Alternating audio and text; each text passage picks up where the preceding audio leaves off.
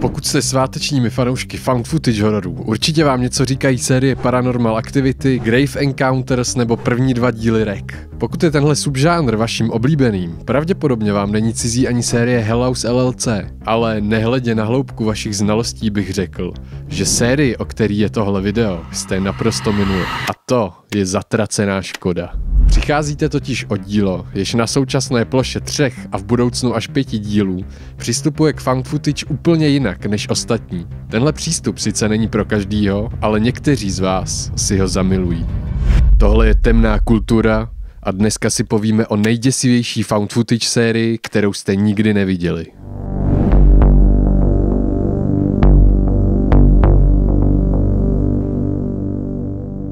Než se do toho pustíme, mějte na paměti, že v tomhle videu zazní možná nějaký menší spoilery a pokud si tuhletu sérii chcete užít tím nejlepším způsobem, možná tohle video radši přeskočte.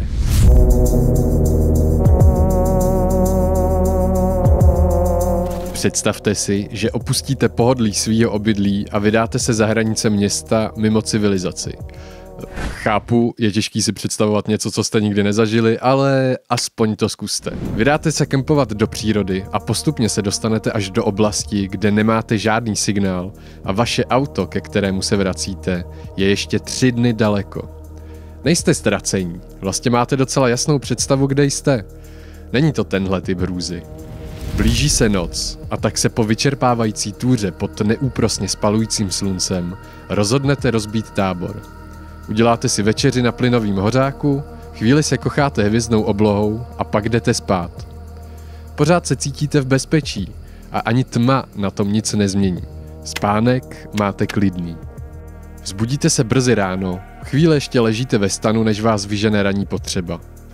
Vylezete ven a tehdy to uvidíte. Všude kolem vašeho stanu jsou stopy. Ne zvířecí, na tom by nebylo nic úplně zvláštního, ale lidský.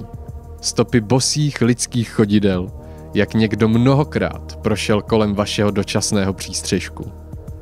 Pamatujte, jste uprostřed ničeho, bez signálu a k autu to jsou 3 dny pěšky. Nikdo další by tu neměl být, jenomže tady je. A ví o vás, zatímco vy o jeho identitě ani záměrech netušíte nic. Čeká vás ještě 3denní cesta a na každém kroku vás možná někdo sleduje. A je otázka, zda mu pouhé pozorování bude stačit. Nevíte nic a to je strašidelný. Tohle je jedna ze scén prvního dílu Horror in the High Desert, found footage série od amerického režiséra Dače Maricha. A filmu zabere její popis zlomek času, který jsem u ní strávil já. Co víc, není nám ani ukázána. O téhle události se dozvídáme skrze rozhovory s lidmi vyšetřujícími zmizení člověka, jenž ji prožil. Garyho Hinge. A přesto to byl právě tenhle moment, kdy jsem si Horror in the High Desert zamiloval. Je jasnou ukázkou toho, jakým směrem se tenhle true crime mockumentary, neboli falešný dokument, vydává. Tady se nedočkáte prvoplánových lekaček, různých démonů a explicitně zobrazených nadpřirozených prvků, ani excesivní brutality. Síla téhle série tkví jinde. V pomalé, znepokojivé hrůze, která není nikdy zcela ukázána, ale jen lehce naznačena. Pro mnohé diváky půjde o nepřekonatelný problém a Horror in the High Desert pro ně bude jen nudná konverzačka, ve které se nic neděje. Ale já Marichův přístup naprosto žeru. Za každou cenu se snaží vytvořit dojem realistického dokumentu a hrůza, o kterou se dělí jen v útržkovitých náznacích, je o to efektivnější. Nikdy toho nedostanete moc, Marich vás bude krmit jen po malých soustech, ale ta zaručí, že nikdy nebudete v klidu a neustále budete chtít víc. Budete chtít odpovědi, ale místo nich získáte jen zlověstné tušení toho, co se nachází mimo objektiv kamery. Strach z neznáma je tedy zpracovaný fenomenálně. O to děsivější je představa, že něco podobného se možná stalo i ve skutečnosti.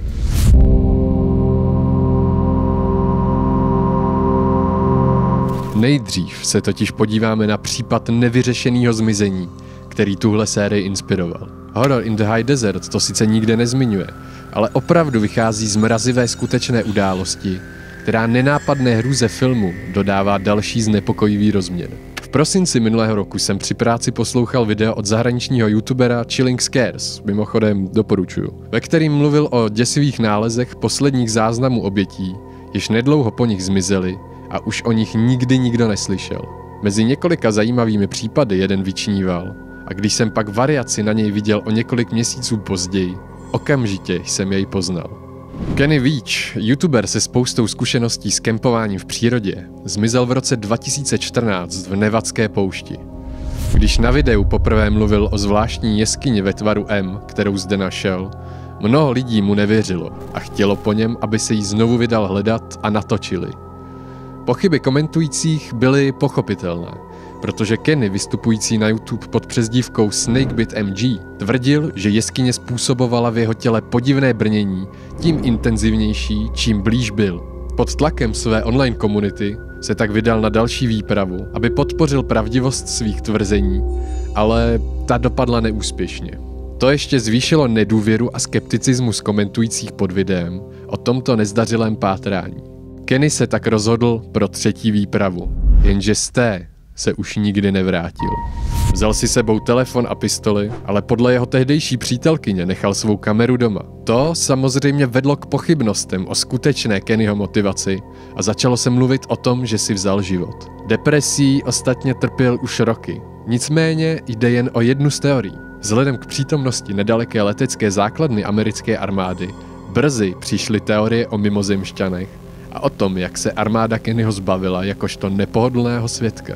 Existovalo také podezření, že oblast Kennyho zmizení byla využívána drogovými kartely. Tamnější krajina je ale rovněž protkána kilometry a kilometry tunelů opuštěných dolů, ve kterých je snadné zranit se a zabloudit. Buď jak buď, Kennyho zmizení dosud nebylo vyřešeno a je jednou ze záhad, která našemu příliš doslovnému, prozkoumanému materialistickému světu dodává závoj tajemství, jenž k sobě tolik z nás přitahuje. A Horror in the High Desert ho využívá jako základ pro svůj příběh, ale přidává vlastní hororový twist. Twist, který je ovšem stále silně ukotvený v realitě a má tak mnohem větší dopad než většina klasických hororových filmů, jenž mezi sebe a diváka staví čtvrtou stěnu udržující nás v relativním bezpečí. Pokud série Dače Maricha dělá něco s naprostou precizností, je to vytvoření dojmu, že se nedíváte na fikci. Tahle série je nekompromisně realistická, což přispívá k jejímu dopadu na diváka. Dopadu, který je natolik silný, že se mu podařilo mnoho lidí přesvědčit o něčem, co se naposledy povedlo v žánru found footage záhadě Blair Witch.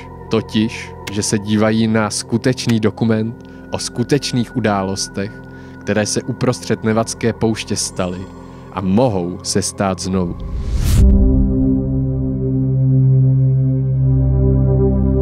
Mým cílem je vytvořit něco, co není za každou cenu realistické, ale kdybyste na to narazili v televizi, nedokázali byste na první dobrou říct, že jde o hororový film. Takhle o své práci mluví Dač Marich v jednom rozhovoru a o její úspěšnosti svědčí několik incidentů spjatých s prvním dílem Horror in the High Desert. Ten vznikal během covidu a šlo o jeden z menších Marichových projektů, který mohl natočit tak, aby se na setu nikdy nepotkali dva herci. Už v minulosti režisér vydával na Prime Video a i v případě svého nového filmu s touhle spoluprací počítal. Jenže Amazon dílo odmítl.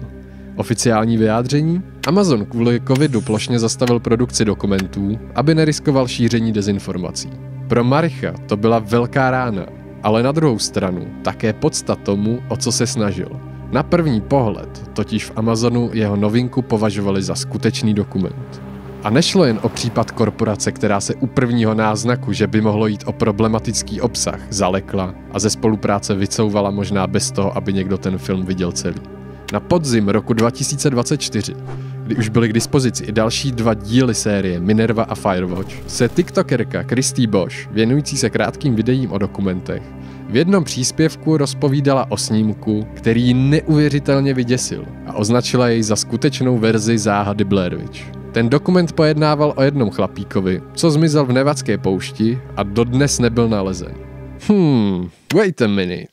Ten námět je mi trochu povědomej. Nehledě na to, co si myslíte o intelektu TikTok influencerů, Christy v tom nebyla sama a celá řada jejich diváků si podle komentářů myslela to samé. že viděli dokument o skutečné události a že jich není málo. Dnes má video 3 miliony zhlédnutí a přes 16 stovek komentářů. Ale co přesvědčilo streamovacího giganta i jednu TikTokovou komunitu o tom, že jde o autentický příběh? Těch důvodů je celá řada, ale Marich se předně řídí základní poučkou spisovatelů a scénáristů. Pište o tom, co znáte. Marich vyrostl v městečku Root v Nevadě, v němž se odehrává výrazná část prvního a menší třetího dílu. Zná tedy historii města a jeho okolí, jeho charakter a má představu, jaká forma hororu může v téhle oblasti fungovat nejlépe. Ani zvolená forma smyšleného true crime není náhodná. Svou matku Marich popisuje jako OG true crime lady. V dětství tak byl neustále vystavován vlivu těchto dokumentů o záhadných nevyřešených zmizeních a detailního rozebírání násilných zločinů. Zájem o tahle témata mu vydržel až do dospělého věku a dnes se popisuje jako dlouholetý fanoušek seriálu Pohřešovaní, Nevyjasněné záhady nebo u nás méně známého Dateline. Má tedy všechny předpoklady natočit po formální stránce autenticky působící mockumentary a v každém ze svých dosavadních počinů své schopnosti potvrzuje. Znalost prostředí, ve kterém se jeho filmy odehrávají, mu navíc umožňuje do nich zahrnout detaily, které jeho fiktivnímu světu vdechují život. Už dlouho jsem zastáncem toho, že lokalita, ve které se film odehrává, by měla být dostatečně propracovaná, aby se dala označit za soběstačnou postavu. Její historie, charakter, fauna i flora jsou neoddělitelně spjaty s historií a charakterem postav příběhů, jenž se v ní odehrávají, a přímo je ovlivňují a určují jejich směřování. To je v Horror in the High Desert splněno beze zbytku.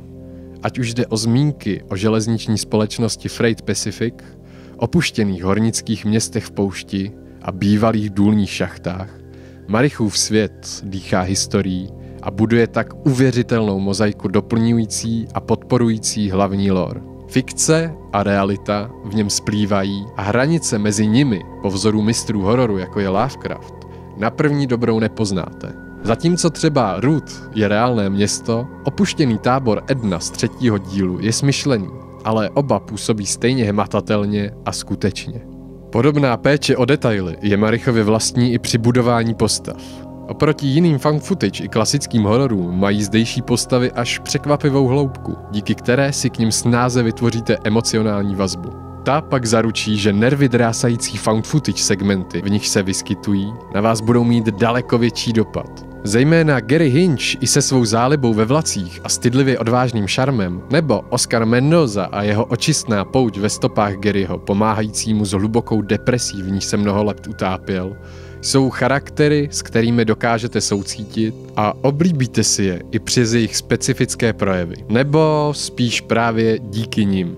Minerva a Ameliana v druhém díle sice nejsou podobně zajímavé, hlavně ale proto, že vystupují ve dvou oddělených příbězích a každá tak má mnohem menší prostor. Nicméně tahle příběhová odbočka původně neměla ani vzniknout a přináší alespoň několik zajímavých informací k lóru.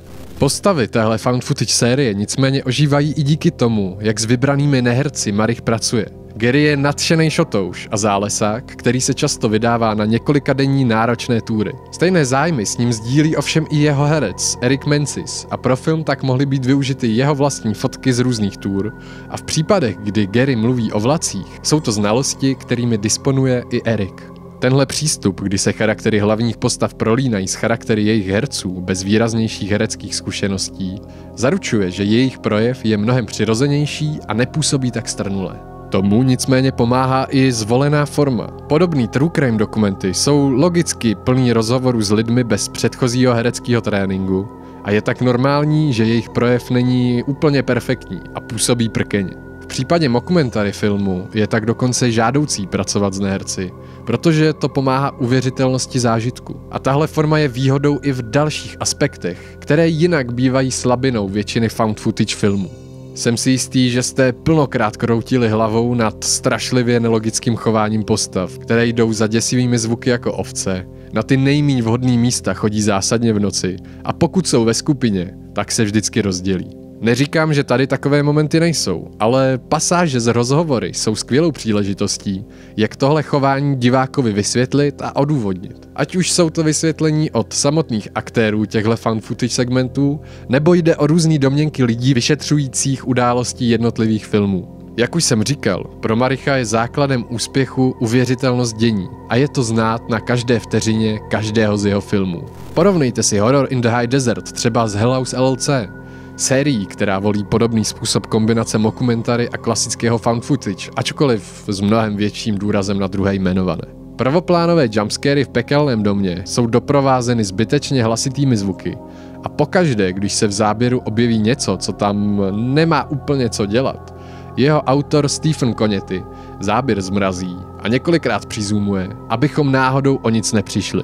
Naproti tomu Marich se nebojí toho, že při sledování filmu nám toho může spoustu uniknout a tímhle přístupem tak podporuje divákovu interakci s filmem, například v podobě přetáčení scén snímek po snímku a prohledávání internetových for za cílem najít další nenápadně zmíněné či ukázané informace. Samozřejmě ne každý je připraven věnovat tolik času jednomu filmovému světu, ale Marich si dává pozor, aby ty, co se ho jímou takhle prozkoumávat, čekala za jejich snahu náležitá odměna. A být součástí podobného univerza plného detailů, které nemáte šanci zachytit po jednom zhlédnutí, je hrozně uspokojivý. Stejně tak uspokojivý je i využívání ohraných hororových motivů a taktik k budování napětí. Asi si říkáte, co je tak skvělýho na sledování hororových scén, který jste v nějaký podobě viděli už xkrát. Jde ale o to, jak k nim Marich přistupuje. Dobrým příkladem je třeba závěr 3. dílu Firewatch, kde hlavní postava Oscar využívá jako zdroj světla fotoblesk a z kontextu předchozího dění je jasné, že nás tvůrce tímhle způsobem vede k finálnímu velkému jumpscareu, případně k odhalení nějaký zásadní informace. Tohle jste pravděpodobně viděli už mockrát ve filmech i hrách, ale na rozdíl od spousty z nich má tahle forma budování napětí v rámci příběhu a jeho lóru logické odůvodnění a nejde jen o laciný způsob strašení. A takovýchhle momentů je v každém ze 3 filmů plno. Nejenže to zaručuje extrémní intenzitu jednotlivých found footage segmentů, hlavně pak ve 3. díle, ale můžete ocenit i vypravěčský tvůrce, který má vše promyšlené, nedělá z diváka blbce využíváním hloupých způsobů strašení. Pokud je ale všechno tak růžový a dokonalý, jak jsem to zatím popisoval, proč se tahle série netěší větší oblibě?